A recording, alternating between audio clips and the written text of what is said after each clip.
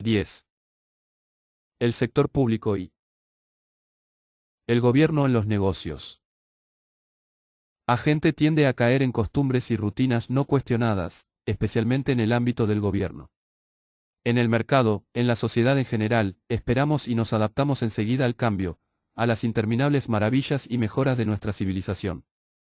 Por lo general adoptamos de muy buen grado los nuevos productos, los nuevos estilos de vida, las nuevas ideas. Pero en lo que respecta al gobierno transitamos ciegamente un camino de centurias, conformes con la creencia de que lo que siempre ha existido debe estar bien.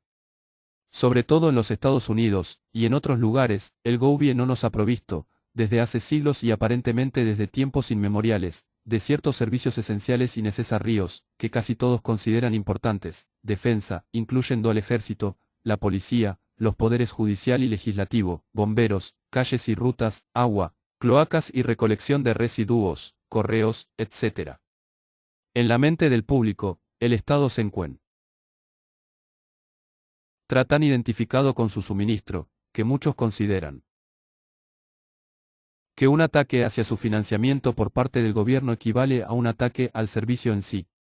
Por lo tanto, si se sostiene que el Estado no debería proveer servicios judiciales, y que el mercado podría brindarlos en forma más eficiente, y también más moral, la gente tiende a pensar que eso es negar la impetuosidad de las Cortes de Justicia. El punto de vista del libertario, que quiere reemplazar al gobierno por empresas privadas en esas áreas, es considerado entonces de la misma manera en que lo sería si el gobierno, por distintas razones, hubiera tenido a su cargo la provisión de zapatos, como un monopolio financiado por impuestos, desde tiempos remotos. Si el gobierno y solo el gobierno hubiese tenido el monopolio de la fabricación y la venta minorista de zapatos, ¿cómo trataría la mayoría del público al libertario que propusiera ahora que el gobierno abandonara ese negocio y lo dejara abierto a la empresa privada? Indudablemente, se le dirían cosas tales como: ¿cómo puede decir eso? Se opone a que la gente, y sobre todo los pobres, usen zapatos. ¿Y quién daría zapatos al público si el gobierno abandonara el negocio? Responda, pero hágalo en forma constructiva. Es muy fácil ser negativo e irónico con respecto al gobierno, pero ¿quién proveería los zapatos? ¿Qué personas se encargarían de hacerlo? ¿Cuántas zapaterías habría en cada ciudad y en cada pueblo? ¿Cómo se capitalizarían las fábricas de zapatos? ¿Cuántas marcas habría? ¿Qué material utilizarían? ¿Cuánto durarían? ¿Cuáles serían los precios? ¿No habría que regular la industria para asegurarse de la calidad del producto? ¿Y quién proporcionaría zapatos a los pobres, en el caso de que no tuvieran el dinero para comprarlos? Estas preguntas respecto del negocio de los zapatos, por ridículas que parezcan, y en realidad lo son, resultan igualmente absurdas cuando se le plantean al libertario que defiende el libre mercado de bomberos, policía, correos o cualquier otro servicio gubernamental. La cuestión es que el defensor de un mercado libre, en cualquier área, no puede presentar por anticipado un plan de acción constructivo de ese mercado. Lo que distingue al mercado libre, su esencia, es que las empresas y los comerciantes individuales que compiten en él ofrezcan una pluralidad siempre cambiante de bienes y servicios eficientes y progresivos, mejorando los productos y los mercados en forma constante, proveyendo tecnología de avanzada, reduciendo costos y satisfaciendo las diversas demandas del consumidor en la forma más rápida y eficiente posible. El economista libertario puede tratar de ofrecer algunos lineamientos sobre cómo podrían desarrollarse los mercados donde ahora no tienen la posibilidad de hacerlo o deben enfrentar restricciones, pero no puede hacer mucho más que señalar el camino hacia la libertad, pedir que el gobierno deje de ser un obstáculo para las energías productivas y siempre ingeniosas del público que se expresan en la actividad voluntaria del mercado. Nadie puede predecir el número de empresas, el tamaño de cada una, las políticas de precios, etc., de ningún mercado futuro en ningún servicio o producto. Solo sabemos, por la teoría económica y por el análisis histórico, que un libre mercado semejante funcionaría infinitamente mejor que el monopolio compulsivo del gobierno burocrático. A la pregunta sobre cómo harían los pobres para pagar por la defensa, la protección contra incendios, el servicio postal, etc., puede responderse básicamente con otra pregunta: ¿cómo hacen los pobres para pagar cualquiera de las cosas que ahora obtienen en el mercado? La diferencia consiste en que sabemos que en el libre mercado privado esos bienes y servicios serían más baratos, más abundantes y de mucho mejor calidad que en el actual monopolio gubernamental. La sociedad en su conjunto se beneficiaría, y especialmente las personas de menores recursos. Y también sabemos que la gigantesca carga impositiva con que se financian estas y otras actividades dejarían de gravitar sobre todos, incluyendo a los pobres. Ya hemos visto que los urgentes problemas, por todos reconocidos, que aquejan a nuestra sociedad están inextricablemente ligados a operaciones gubernamentales. También hemos visto que los enormes conflictos sociales relacionados con el sistema de enseñanza pública desaparecerían cuando cada grupo de padres pudiera financiar y auspiciar el tipo de educación que prefiriese para sus hijos. Las graves ineficiencias y los intensos conflictos son, en su totalidad, inherentes a la operación del gobierno. Si éste, por ejemplo, provee servicios monopólicos, por ejemplo, educación o suministro de agua, cualquier decisión que tome será impuesta coercitivamente sobre alguna infortunada minoría, ya se trate de una cuestión de políticas educacionales para las escuelas, integración o segregación, enseñanza progresista o tradicional, religiosa o laica, etc., o del tipo de agua que se venderá, por ejemplo, fluorada o no.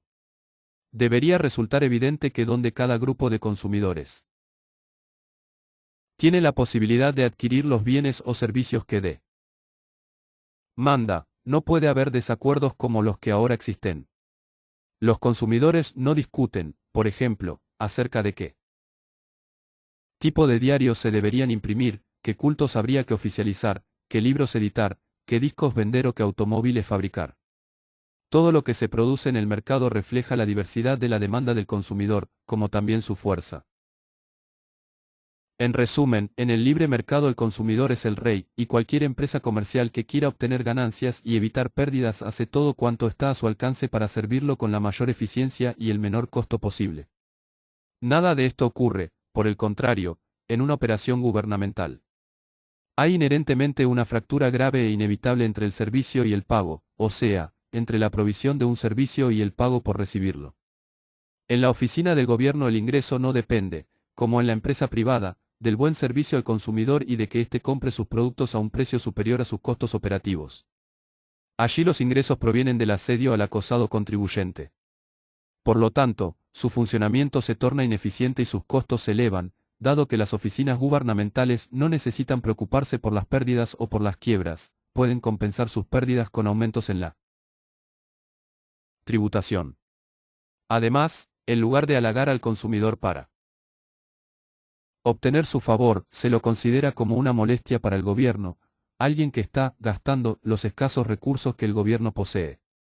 Dentro de las operaciones gubernamentales, al consumidor se lo trata como un intruso indeseado, una interferencia en el sereno disfrute del ingreso seguro del burócrata. Si el consumidor demanda a cualquier empresa privada una mayor cantidad de bienes o servicios, la empresa se apresurará a ampliar sus operaciones, ansiosa por satisfacer esa nueva demanda. El gobierno, por el contrario, generalmente experimenta desagrado ante esa situación o incluso les pide a los consumidores que compren menos y permite que sobrevenga la escasez, junto con el deterioro de la calidad de su servicio. Así, ante el incremento en el uso de las calles, que son propiedad gubernamental, el congestionamiento vehicular se agrava y las personas que manejan sus propios autos deben enfrentar denuncias y amenazas constantes. Por ejemplo, el gobierno de la ciudad de Nueva York no cesa de advertir que prohibirá el uso de automóviles privados en Manhattan, donde el congestionamiento se ha tornado muy complejo. Solo el gobierno, por supuesto, pensaría en intimidar así a los consumidores, solo el gobierno tiene la audacia de resolver los embotellamientos en las calles obligando a los automóviles privados, o camiones, o taxis, o lo que fuere, a que dejen de circular. Según este principio, la solución ideal para los problemas del tránsito es simplemente prohibir todos los vehículos. Pero este tipo de actitud hacia el consumidor no se limita al tránsito. La ciudad de Nueva York, por ejemplo, ha sufrido periódicamente escasez de agua. Durante varios años, el gobierno de la ciudad ha tenido un monopolio coercitivo sobre el suministro de agua a los ciudadanos. El abastecimiento ha sido insuficiente y el precio, inadecuado para competir con el mercado, para estabilizar la oferta y la demanda, lo cual las empresas privadas hacen en forma automática. Ante ese fracaso, la respuesta del gobierno de Nueva York ha sido siempre no culparse a sí mismo sino al consumidor, que ha tenido el atrevimiento de utilizar demasiada agua. En consecuencia, ha prohibido el riego del césped, restringido el uso de agua y exigido a la gente que bebiera menos agua. De esa manera, el gobierno transfiere sus propios fracasos al usuario, chivo expiatorio a quien se amenaza e intimida en lugar de prestarle un servicio bueno y eficiente. El crimen en la ciudad de Nueva York, que crece constantemente, ha tenido una respuesta similar por parte del gobierno. En lugar de proveer una protección policial eficiente, la ciudad ha obligado a los ciudadanos inocentes a mantenerse fuera de las áreas inseguras. Así, cuando el Central Park, en Manhattan, se convirtió en un notorio escenario de asaltos y otros crímenes durante la noche, la solución de la ciudad de Nueva York al problema fue imponer un toque de queda, prohibiendo el uso del parque en esas horas. En resumen, si un ciudadano inocente desea permanecer allí por la noche, él es quien resulta arrestado por desobedecer el toque de queda. Por supuesto, es más sencillo arrestarlo que eliminar el crimen del parque. Mientras que el eslogan de la empresa privada es que el cliente siempre tiene razón, la máxima implícita en la operación del gobierno es que el cliente siempre tiene la culpa. Naturalmente, la respuesta de los burócratas políticos a las crecientes quejas sobre el servicio malo e ineficiente es siempre la misma: los contribuyentes deben aportar más dinero. No basta con que a lo largo del siglo XX el sector público, y su consecuencia lógica, la aplicación de impuestos, hayan crecido mucho más rápido que el ingreso nacional. No basta con que las fallas y los inconvenientes creados por el mal funcionamiento del gobierno se hayan multiplicado junto con el aumento de la carga del presupuesto gubernamental, se supone que los ciudadanos deben verter aún más dinero en el pozo sin fondo del gobierno.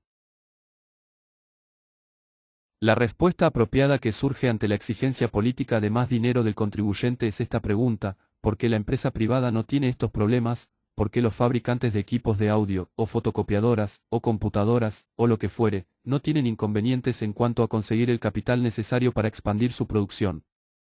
¿Por qué no publican declaraciones denunciando al público inversionista por no proporcionarles más dinero para servir las necesidades del consumidor?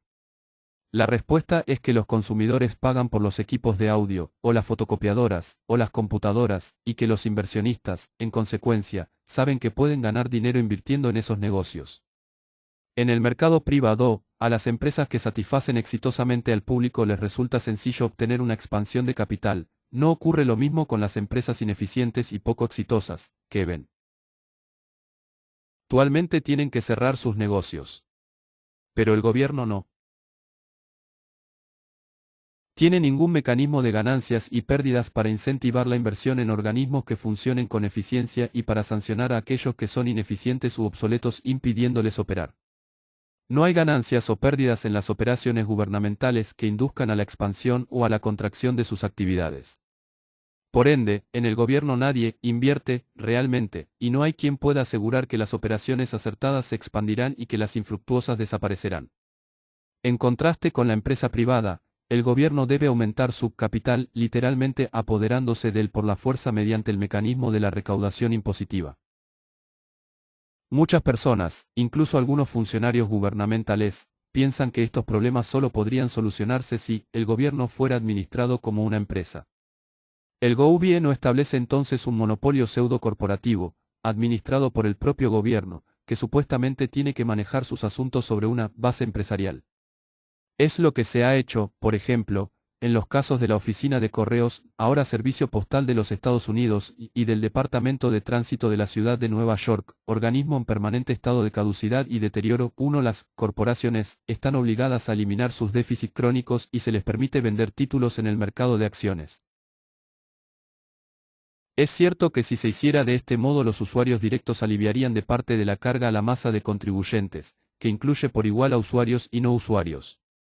Pero hay fallas inherentes a cualquier explotación gubernamental que no pueden evitarse mediante este dispositivo pseudo-comercial. En primer lugar, el servicio que presta el gobierno siempre es un monopolio o un semimonopolio. Por lo general, como en los casos del servicio postal o del Departamento de Tránsito, es un monopolio compulsivo. Está prohibida toda o casi toda competencia privada. El monopolio significa que el servicio gubernamental será mucho más costoso y de menor calidad que lo que sería en una operación de mercado libre. La empresa privada obtiene una ganancia al recortar sus costos todo lo posible. Al gobierno, que no puede quebrar o tener pérdidas en ningún caso, no le hace falta recortar costos, protegido de la competencia, solo. Necesita reducir la prestación del servicio o sencillamente aumentar los precios. Una segunda falla inevitable es que, por más que lo intente, una corporación gubernamental nunca puede ser administrada como una empresa porque su capital continúa siendo extraído del contribuyente. No hay modo de evitarlo, el hecho de que pueda comerciar bonos en el mercado aún descansa sobre su poder final de cobrar impuestos y rescatar esos bonos. Por último, hay otro problema crítico inherente a cualquier operación comercial realizada por el gobierno. Una de las razones por las cuales las empresas privadas son modelos de eficiencia es que el mercado libre establece los precios que les permiten calcular, estimar sus costos y, por lo tanto, resolver lo que deben hacer para obtener ganancias y evitar pérdidas. Este sistema de precios, como también la motivación por aumentar las ganancias y evitar las pérdidas, es lo que posibilita que los bienes y servicios sean asignados apropiadamente en el mercado entre todas las intrincadas ramas y áreas de producción que componen la moderna economía industrial, capitalista. El cálculo económico hace que esta maravilla sea posible. En contraste, la planificación centralizada, tal como se intentó en el socialismo, carece de un mecanismo preciso de precios, y por ende no puede calcular costos y precios. Esta es la razón principal de su fracaso cuando los países comunistas se industrializaron. Los países comunistas de Europa Oriental han abandonado rápidamente la planificación socialista y han adoptado la economía de mercado libre debido a esa imposibilidad de determinar los precios y los costos con seguridad. Entonces, si la planificación central sume a la economía en un desesperanzado caos con respecto al cálculo y en una asignación y producción de operaciones irracional, el avance de las actividades gubernamentales introduce de modo inexorable en la economía cada vez más islas de un caos semejante y dificulta de modo creciente el cálculo de costos y la asignación racional de los recursos de producción. A medida que se expanden las operaciones del gobierno y que la economía de mercado se deteriora, el caos de cálculo se hace cada vez más disruptivo y la economía se torna crecientemente inmanejable. El programa libertario definitivo podría resumirse en una sola frase: la abolición del sector público, la conversión de todas las operaciones y servicios que están a cargo del gobierno en actividades realizadas en forma voluntaria por empresas privadas. Pasemos ahora, de las consideraciones generales acerca del gobierno en contraste con la actividad privada, a algunas de las principales áreas de operación gubernamental y cómo éstas podrían ser realizadas por la economía de mercado libre.